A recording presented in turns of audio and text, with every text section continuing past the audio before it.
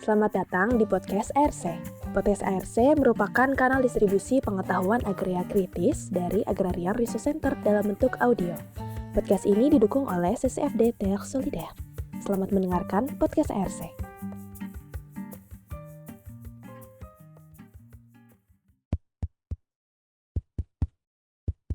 Halo, seperti yang kita tahu, ARC merupakan lembaga riset independen yang memiliki fokus pada penelitian dan produksi pengetahuan yang berkaitan dengan kajian agraria kritis. Pada episode pertama dari podcast ARC ini, kita akan berkenalan dengan kajian agraria kritis yang menjadi fokus bahasan dari ARC. Apa itu kajian agraria kritis? Apa sih yang dipelajari kajian agraria kritis? Dan apa yang membedakannya dengan kajian agraria pada umumnya?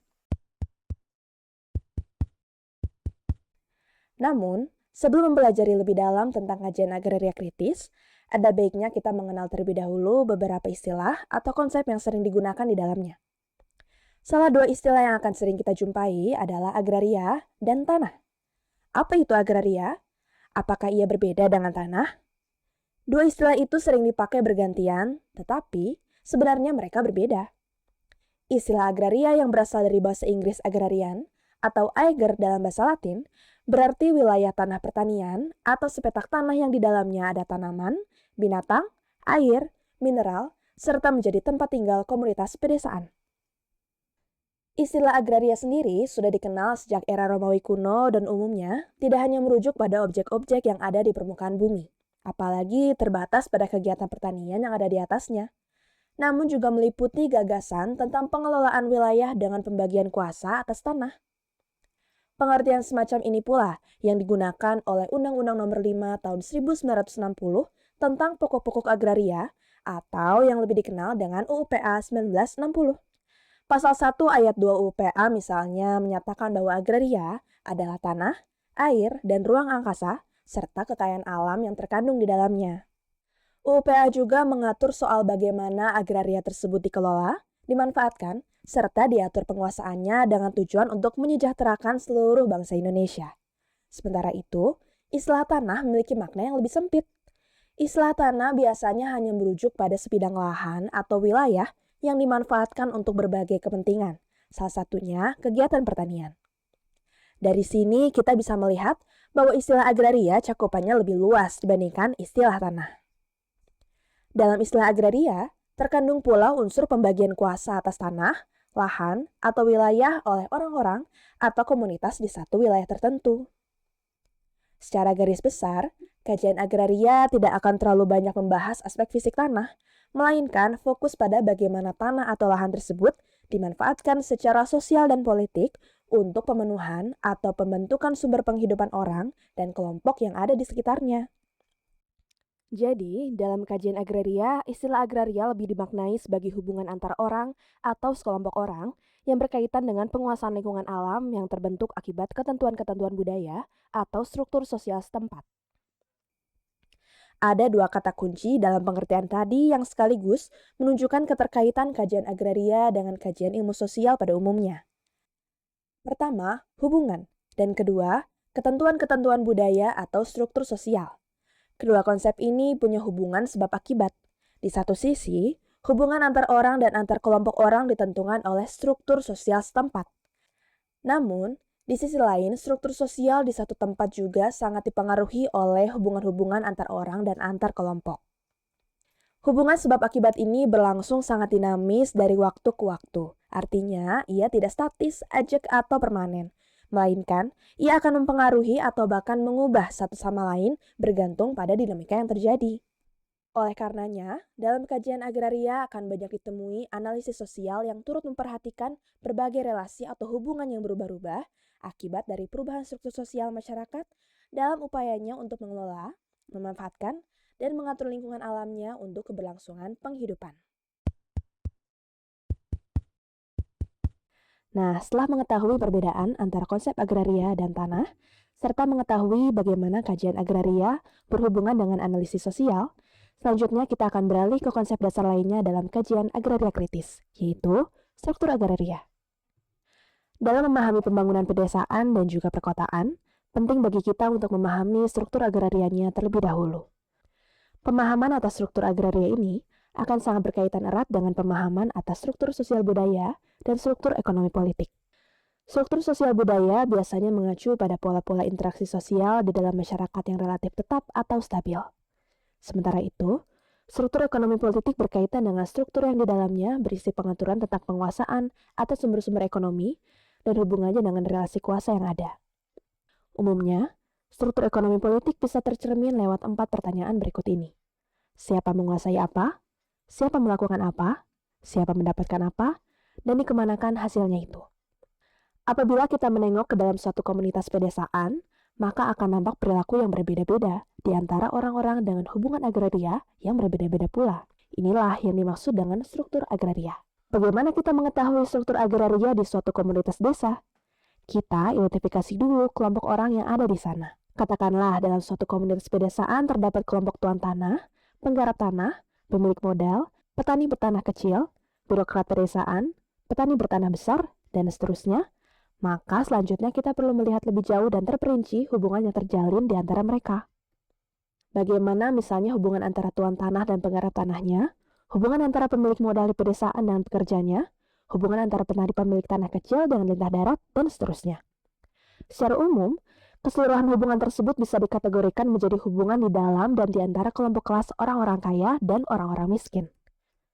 Struktur sosial yang ada di satu tempat juga akan mendorong atau menghalangi aspirasi sekelompok orang di tempat tersebut untuk melakukan perubahan. Misalnya, seorang petani tak bertanah, aspirasinya dalam mendorong perubahan akan dihalangi oleh kondisinya sebagai petani kecil tak bertanah yang serba berkekurangan dan harus bertahan hidup dari hari ke hari, serta aksesnya atas tanah bergantung pada relasinya dengan tuan tanah yang diatur dalam skema-skema sewa tanah, buruh upahan, dan sebagainya. Selain itu, petani tak bertanah juga memiliki keterbatasan dalam menyalurkan aspirasinya sebab pada akhirnya, ia harus melawan pihak yang selama ini telah menjadi sumber penghidupan untuk dirinya dan keluarganya, yakni si tuan tanah itu sendiri. Misal, sang petani butuh uang lebih banyak untuk membenarkan rumahnya atau pendidikan anak, ia belum tentu bisa minta sama tuan tanah. Kalau ia diusir sama tuan tanahnya, ia mungkin gak bisa kemana-mana lagi, padahal hidupnya sudah serba berkekurangan. Bila mana kita melihat lebih dalam lagi, apa yang dimaksud sebagai struktur agraria itu terdiri dari 3 komponen penting. Menurut Elias Tuma, 3 komponen itu adalah penguasaan tanah atau land tenure, pola pengerjaan tanah, serta batasan-batasan penguasaan tanah dan skala operasinya. Ketiganya akan saling berkaitan serta dipengaruhi dan memengaruhi hubungan-hubungan sosial dalam suatu kesatuan masyarakat. Pertama-tama, kita akan membahas komponen penguasaan tanah terlebih dahulu. Penguasaan tanah dalam suatu masyarakat akan membentuk satu sistem yang melekat dalam kehidupan sosial masyarakat tersebut. Sistem ini yang kemudian disebut sebagai sistem penguasaan tanah atau land tenure system. Sistem penguasaan tanah ini berfungsi untuk menjelaskan subjek, objek, dan jenis hak atas penguasaan tanah di antara kelompok masyarakat. Bagi Tuma, untuk memahami karakter dalam suatu penguasaan tanah, maka kita terlebih dahulu harus mengidentifikasi subjek penguasanya. Apakah tanah tersebut dikuasai oleh individu atau kelompok? Satu bidang tanah bisa saja dikuasai oleh seorang petani atau tuan tanah, satu keluarga secara bersama, atau satu perusahaan. Selanjutnya, kita harus melihat bagaimana keamanan para subjek dalam menguasai tanah tadi. Apakah aman atau rentan? Hal lain yang harus diperhatikan adalah relasi penguasaan atas objek tanah tadi. Apakah subjek yang menguasai merupakan pemilik atau sekadar penggarap di atas tanah tersebut? Selain itu, penting juga untuk mengetahui asal-muasal si subjek penguasa tanah. Apakah ia merupakan orang asli atau pendatang? Begitupun dengan aksesibilitas terhadap objek tanah itu. Apakah terbuka bagi publik atau bersifat privat?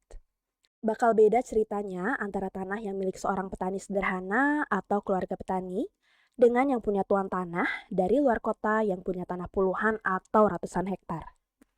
Bila disederhanakan, pertanyaan-pertanyaan tadi bisa dikerucutkan menjadi 3 konsep utama penguasaan tanah, yaitu kepemilikan atau ownership, penguasaan atau control or holding, dan penggunaan atau pemanfaatan atau use. Konsep kepemilikan atau ownership merupakan konsep yang menjelaskan seseorang atau sekelompok orang yang memiliki secara formal sebidang tanah tertentu. Kepemilikan ini bisa ditunjukkan lewat bukti kepemilikan formal yang diakui oleh pemegang otoritas di komunitas yang bersangkutan. Di Indonesia misalnya, Bukti kepemilikan yang diakui adalah adanya sertifikat yang dikeluarkan oleh Kementerian ATR BPN. Namun, selain itu, masih banyak pula ditemukan komunitas yang berlakukan sistem kepemilikan yang diakui secara lokal, yakni yang disahkan oleh otoritas lokal. Umumnya, praktik ini dilakukan oleh masyarakat adat. Sementara itu, konsep penguasaan atau control or holding merujuk pada keadaan di mana orang atau sekelompok orang mengusahakan sebidang tanah secara terus-menerus.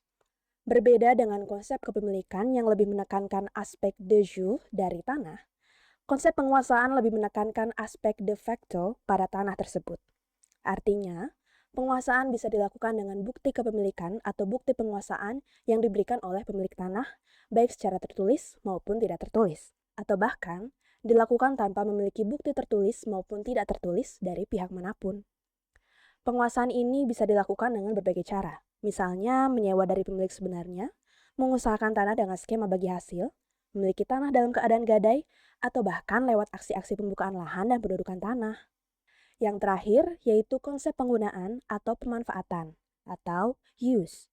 Konsep ini merujuk pada orang atau sekelompok orang yang hanya menjadi pemanfaat dari tanah yang tersedia dengan sistem pengupahan atau dengan kata lain sebagai pekerja dari pemilik atau penguasa tanah. Setelah memahami soal sistem penguasaan tanah atau land tenure system yang sebetulnya merupakan konsekuensi logis dari pendekatan ekonomi politik dalam kajian agraria, kita selanjutnya akan beralih pada komponen kedua dari struktur agraria, yakni pola pengerjaan tanah.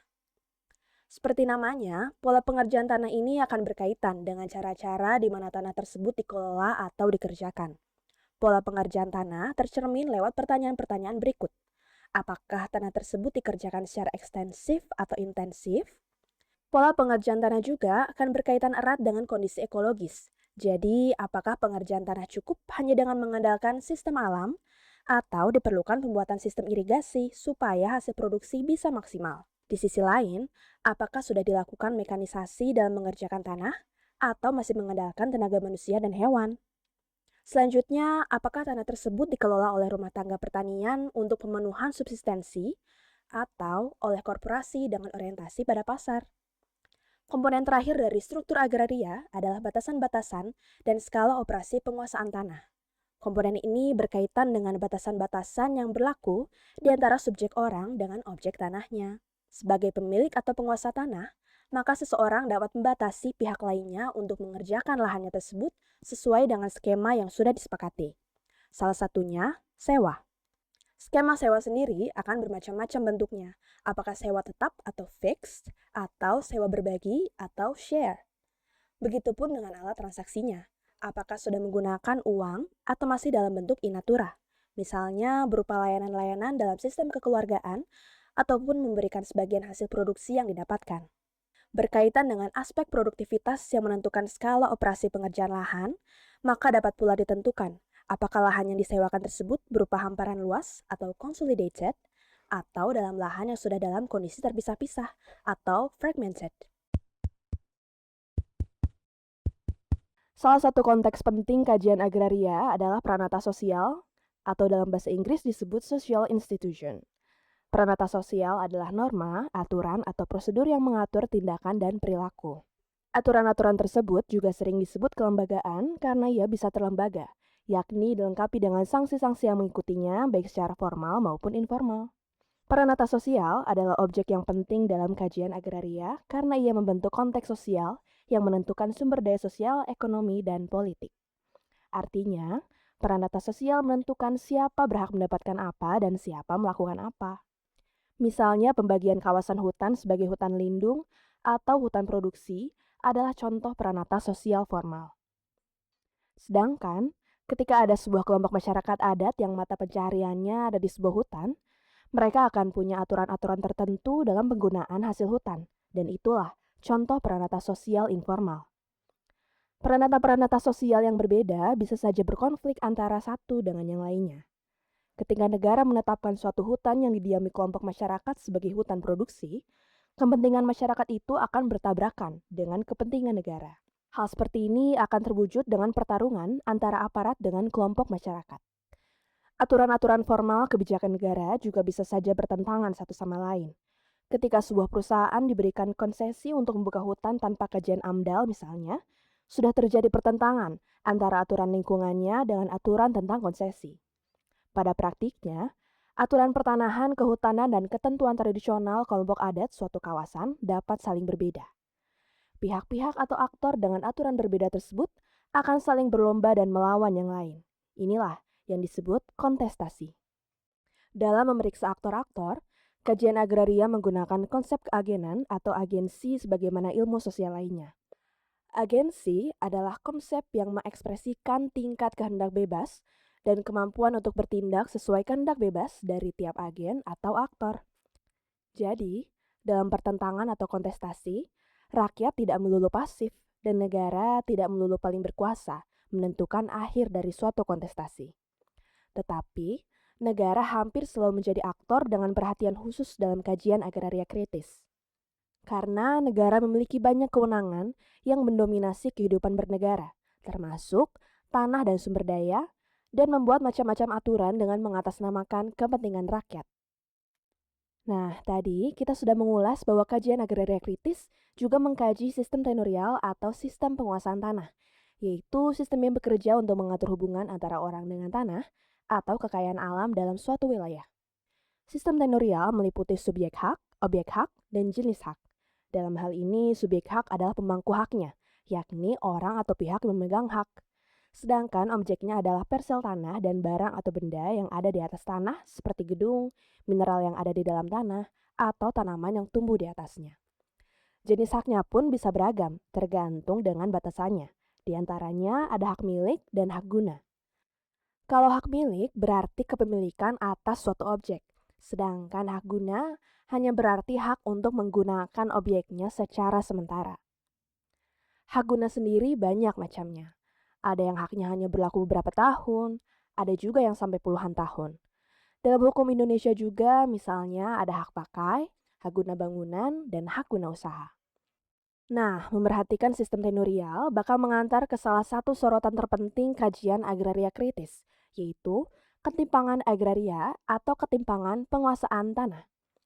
Dalam mengkaji ketimpangan agraria, kajian agraria kritis menggunakan berbagai konsep seperti struktur agraria, relasi produksi, relasi sosial, ketimpangan distribusi penguasaan tanah, konsentrasi penguasaan tanah, sistem tenurial, dan ketunakismaan atau orang-orang yang tidak punya atau tidak menguasai tanah. Jadi, kalau kita ingin mengetahui tentang ketimpangan agraria di suatu wilayah, kita periksa sistem tenurialnya. Siapa yang memegang hak atas tanah? Apakah ada tuan tanah yang punya hak kepemilikan tanah sampai puluhan hektar? Kalau iya, siapa saja dan berapa orang yang kerja di situ? Apa imbalan atas hasil panen dari tanah itu? Pertanyaan-pertanyaan seperti itulah yang akan mengantarkan kita ke isu ketimpangan agraria. Terima kasih sudah mendengarkan podcast ARC.